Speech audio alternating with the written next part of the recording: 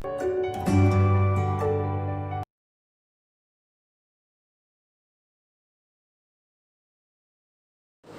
morning students, welcome to Triveni Memorial Senior Secondary School online classes. Students, today we are going to study one of our another topic from class 8 in history, that is our chapter number 2, from trade to territory, the company establishes power. Students, I always used to say this thing, that whenever we used to start studying our chapter, first of all we need to understand the headline of the chapter. Now, if you will focus here, you will understand what actually we are going to study in this chapter. What this headline is suggesting, that in initial time or in the starting time period, East India Company visited India, came to India for the purpose of trade. But after coming to India, when British East India Company saw the weaknesses of Indians, then from trade, it establishes its footstep deep inside the country and start capturing or controlling the whole territory of India. So we are going to study about that in this chapter. So our first topic is East India Company comes east. You can see here in this map also. What is mentioned in this particular topic is Queen Elizabeth passed one of the charter. Now what is charter? Charter is basically a form of written document in which she clearly stated that only the East India Company had the sole right. Sole right means had the only right to trade in East. That is to trade in the east part of the country, and no other company can give competition to East India Company in the east. Now the question is, East India Company was definitely not having any sort of competition from other companies from England as per the charter issued by the Queen Elizabeth, but the East India Company is facing competition from different other trading companies, because till this moment different people like Dutch people, Portuguese people, French people, different mercantile means merchants, traders had already visited the east side, because east side was very famous for its spices, for its fine quality of raw material. So East India Company faced competition from Portuguese company. In fact, if we talk that before East India Company ended there, Vasco da Gama had already discovered the Indian land, and he already started, trading there. So that is why, not from England but from different other trading companies, East India Company was facing competition, and which leads to battle between them. Now, as they all know that East was one of the area from where they can get good quality of raw material at cheap cost, what they did, in order to make each other down, they started doing rivalry with each other. How? They used to sunk each other boats in the oceans, so that if the boat is not reaching to the particular place, what will happen? They are not going to trade. So that is how they were having conflict, they were having rivalries with each other. The next is East India Company begins trade in Bengal. Now what happened? Firstly, the East India Company tried to bribe the Nawabs of India. East India Company requested them, bribed them and said them that they want concession or they want to do duty-free trade practices in Bengal. Because Bengal at that moment was one of the prominent regions where very good quality of raw material and very good trade activities used to take place. Now what happened? In the starting, Bengal people, Bengal Nawabs refused them order to trade, but later on they got agreed to this concept that they would provide certain concession to East India Company. After that, East India Company could easily do trade-free or duty-free trade practices in Bengal. Now see students, what will happen? There was a situation of conflict that was arising in Bengal at that moment. One part of nobles were there who were not ready to allow British East India Company to do duty-free practice in India or Bengal. On the other hand, one sort of noble group was there who, in order to enjoy their own authority or power, were ready to give this permission to East India Company. Now, at this particular time, what will happen? There is a situation of conflict between these two noble groups, and one such example is given here. And now, what is that example we will study here? That example is regarding Murshid Quli Khan. Murshid Quli Khan were one of the noble who used to serve under one of the great nobles, that is Sirajul-Ullah. But when Murshid Quli Khan observed this thing, that under Sirajul-Ullah he cannot get that much power or authority, Murshid Quli Khan accepted to help British East India Company, and in return what he said, I will help you in escaping Murshid Quli Khan as a Nawab, and in return you will provide me the position of Nawab in Bengal or in other part of the territory. Now what will happen? How trade leads to battles. This I already told you that what will happen. Murshid Quli Khan clearly denied that he was not giving duty-free practice or rights to the East India Company, because that could harm the treasure of Bengal. Bengal was going into loss because of this thing. So Murshid Quli Khan clearly denied this thing to East India Company. On the other hand, East India Company was saying that Murshid Quli Khan or Indian nobles deceived us. Deceived us means cheated us. So that is why both the East India Company and the Indian Nawabs were having battles between them in order to have capture or control over Indian trade. That I already told you.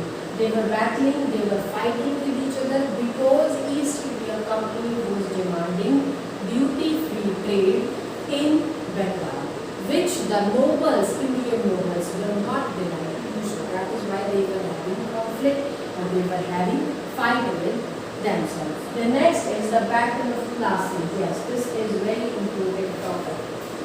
I already told you, Sirajuddin-Ullah was one of the very famous nobles who clearly denied East India Company that neither I am going to give you concession in trade, neither you are allowed to build up duty-free trade practices in Bengal, neither you are allowed to make warehouses in Bengal, neither you can capture any of the territory or any of the region in India. He clearly denied. Now when British East India Company saw this thing, that Sirajul-Ullah was a barrier in their place and he was stopping them from entering inside the India, he took help from Mir Zafar. Who was Mir Zafar?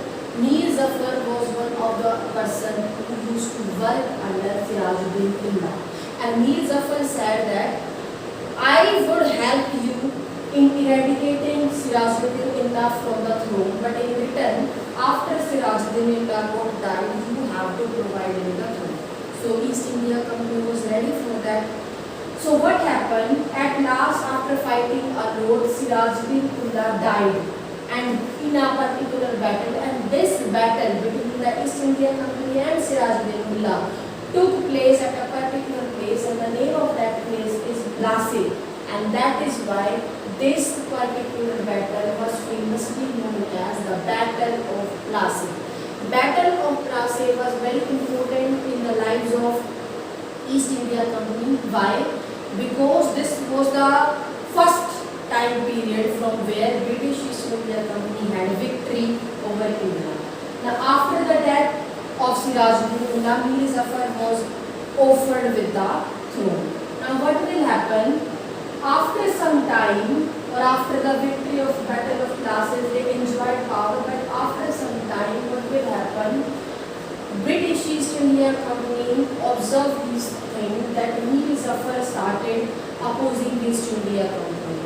So, as East India Company wants power in their hand, authority in their hand, they again disposed Mir Zafar from the throne and placed Mir Qasim on that throne on place of Mir Zafar. After some time, when Mir Qasim raised question against East India Company, East India Company again disposed of Mir Qasim and reinstalled.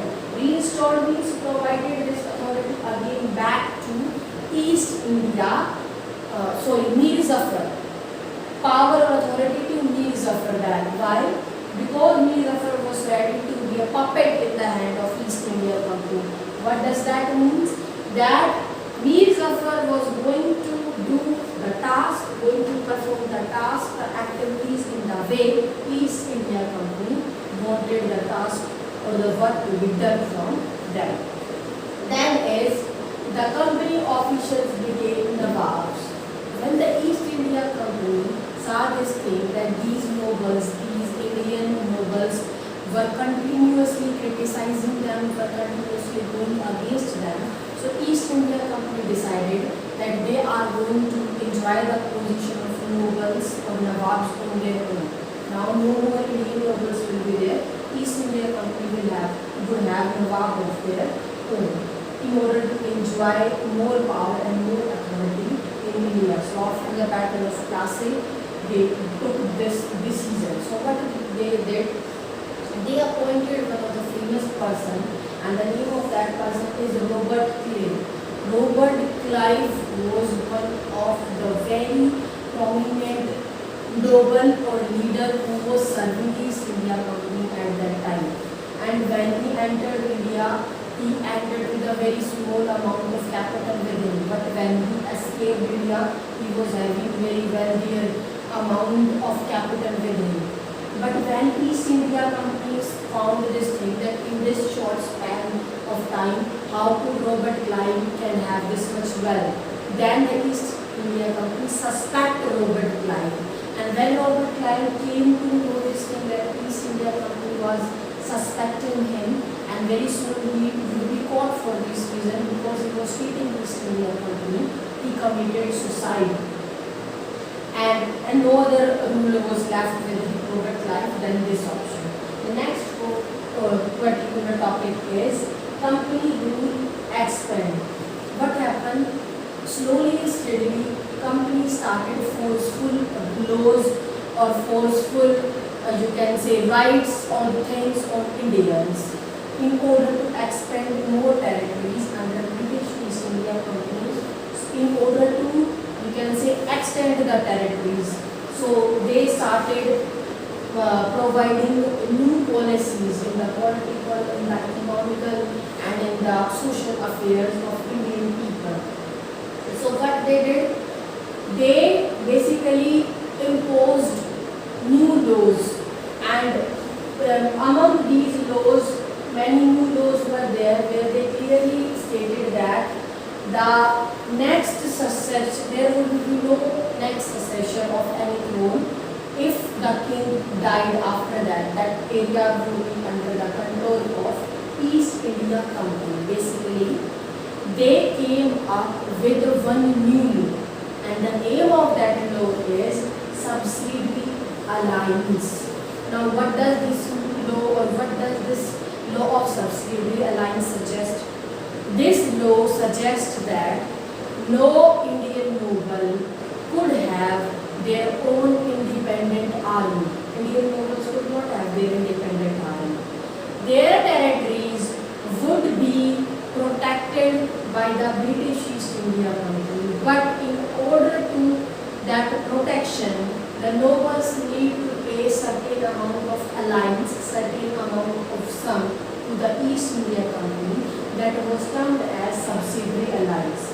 And in order, if any Nawab or any kingdom fails to pay this subsidiary alliance on time to the British East India Company, then that particular kingdom would be forcefully under the control of East India Company. So the Nawabs were left with no other option than to pay a subsidiary alliance on time to the East India Company, because if they fail to do so, their area, their territory would directly comes under the control of East India Company.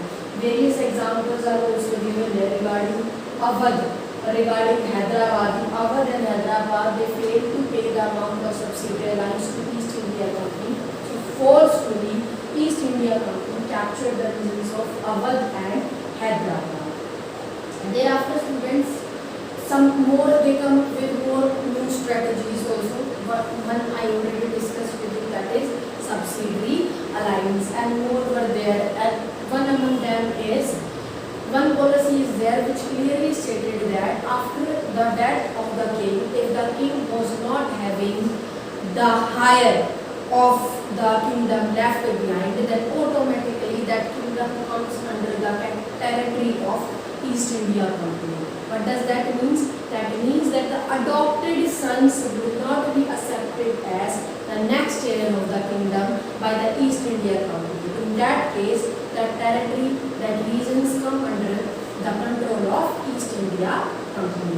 The next is Tipu Sultan, the Tiger of Mysore. Tipu Sultan belongs to Mysore, and he was compared with Tiger. Why? Because he was one of the personality, he was one of the Nawab who completely resisted, who completely criticized East India Company. He stopped East India Company from trading in India in different things like in sandalwood, in tapper, in cardamom, or in different spices. He also stopped East India Company from exporting all these things from India. He established his own rule in the India, and he started having good relationship, cordial relationship with French people rather than East India Company. When East India Company saw this thing, that Tipu Sultan was a great barrier in their way, and he was stopping them from not entering in the territory of India, and he saw this thing that Tipu Sultan could be dangerous for him. So East India Company tries to do battle with Tipu Sultan in Srinagarpatnam, and that is the Battle of Srinagarpatnam, where after giving a long battle, finally Tipu Sultan died. And after Tipu Sultan died, East India Company started exporting the things, exporting the raw materials, started trading in the things in the same way as it used to do in the early time. The next is wars with the Maratha. East India Company also led battles, also fight various wars with the Maratha, because they had different sardars. Each Maratha, each empire have different sardars and different chiefs. They could be Holkar, Gaikwad, or Bhonsle. So what they decided? The East India Company decided that they had to ruin, they had to erode the power of Marathas also. That is why they fought war with the Marathas also. So what is said here? East India Company led several wars, several battles with the Maratha.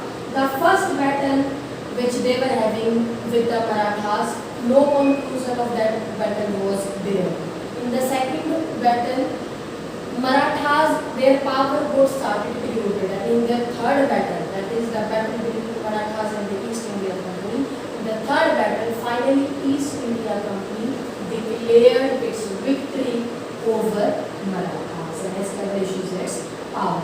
Then is the claim to paramountcy. Now what is paramountcy? Paramountcy, you can say supreme or at the highest level. Under this, what is stated that the East India Company states that the company is the supreme power, and no Indian authority, no Indian noble had the power to challenge East India Company decision, to question East India Company. Whatever decisions were taken by the company, Indian people had to accept them without any questioning. So that is the claim of paramountcy.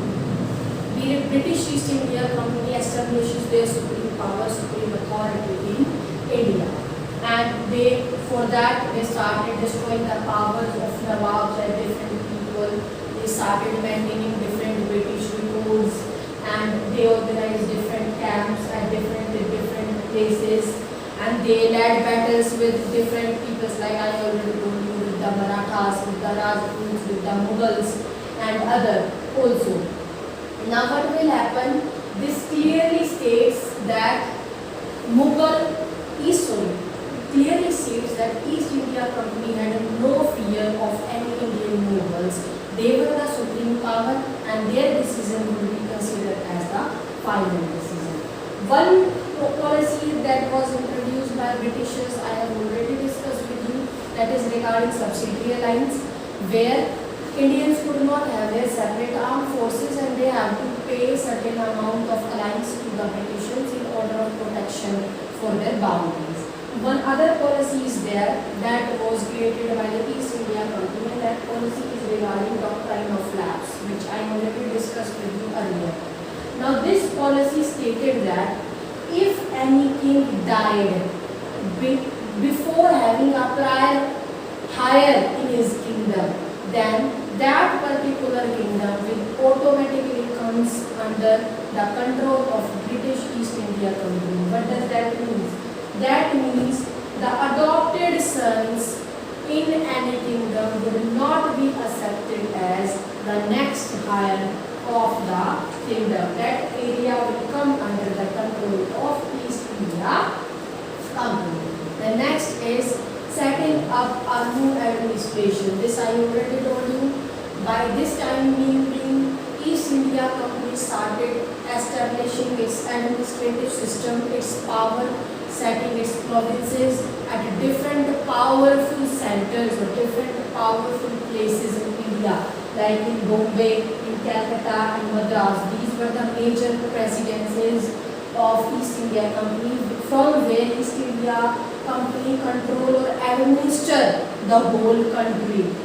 Where different governor generals also came there for the proper administration of the whole country, of the whole empire.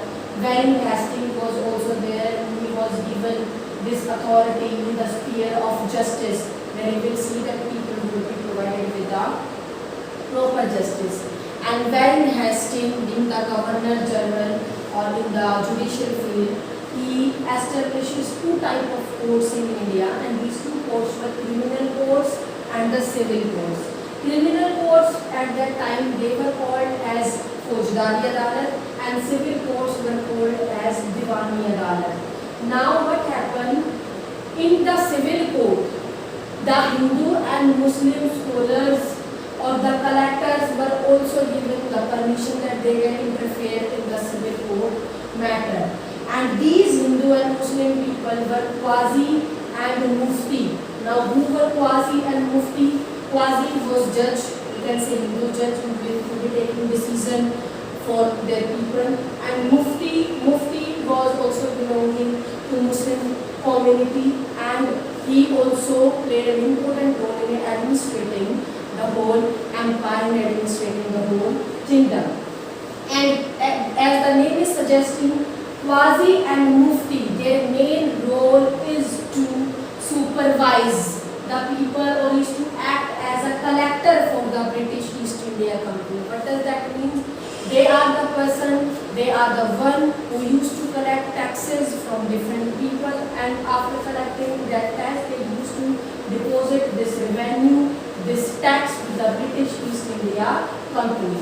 And at very last, they come up with the concept of one new court, and that is the Supreme Court or the Sadr Nizam Adalat. And the decision that were taken, were considered in this court, were the final one. Once a decision is taken there, that cannot be refuted, cannot be rejected by anyone. So all the Indian districts have different collectors who perform different functions, who perform or work for the welfare of the East India Company. Then is the company army. This I already told you. As the company is extended its power, its territories, the company started entering or joining more and more people in their army from different backgrounds, and the company increased the number of cavalrymen in their army. Cavalryman means the person who were fighting on the horse during the battles. The company increased the number of savars, foot soldiers in their armies, and many more. The company comes up with the new technology or new techniques. They come up with new guns, They come up with the concept of muskets and matchlocks. Now what are muskets? As I already told you, this is type of one of the heavy gun that was used by British East India Company. And matchlock, these guns were used by Britishers in earlier times. And as they were more and more focusing on technology, so somehow they reduced the number of soldiers in their army. And with the new technology, with this musket and matchlock, with new advanced technology, finally the East India Company establishes its footstep, and finally control the whole region, the whole empire, the whole territory of India. So that's it about this chapter. And then last is your conclusion. The conclusion of this chapter is, in the starting, in initial stage, East India Company entered in India with the purpose of trade, but from the trade, slowly and steadily, it got successful in establishing its footstep in India completely and captured a huge territory of India under it. So I hope students you understood the concept very well, and we are done with the chapter. So now we will start discussing the question answer of this chapter, students. Let's start, students. Our first question is match the following. Firstly, what is Diwani? Diwani is right to collect the land revenue. There is Tiger of Mysore, I already told you, Tipu Sultan. Then is your Faujdari Adalat, which is your criminal code. Then is your Rani Chanamma. He leads an anti-British movement against the Britishers. Then is your Sepoy, which means Sipahi. Then your fill in the blanks. The British conquest of Bengal began with the Battle of Plassey. The next is Hyder Ali and Tipu Sultan were the rulers of Mysore. Then Housay implemented the doctrine of lapse. The next question is, Maratha kingdoms were located mainly in southwestern part of India. Then is true and false. The Mughal East India Company was the only country in India. No, I said other like Dutch people, French people also entered by that movement in India for trade. The British did not introduce administrative changes in the territory they conquered. That is false. The next is, what attracted European trading companies to India? That I already told you. Cheap and very fine or good quality of raw material. The next question is, what were the areas of conflict between the Bengal Nawabs and the East India Company?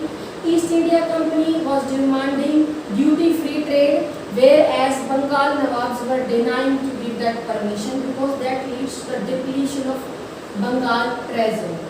The next question is, how did the assumption of Diwani benefit the East India Company? We have already discussed this question in detail, students. The next question is, explain the system of subsidiary lines. That I already told you that the East India Company would protect the boundaries of the Indian states, and in return of that they had to pay certain amount to the East India Company, and the Indians could not have their own independent armed forces. The next question is, in what ways was the administration of the company different from that of Indian rulers? Completely different. East India Company was not ready to work or was not ready to do work for the welfare of the Indians. They have their own administrative policies. They bring the concept of paramount entry, they bring the concept of subsidiary lines and the doctrine of lapse and manual. Thereafter, students, describe the changes that occurred in the composition of company's army. That I already told you that in order to gain more power, in order to make their military more stronger, they recruit more and more English people and decrease the number of Indian soldiers in their army, and they started being dependent more on technology. That is, they started use of more and more guns and all, etc. That is why they are different and their army composition is different. So that's it about our chapter, students. I hope you got the chapter very well. Thank you so much.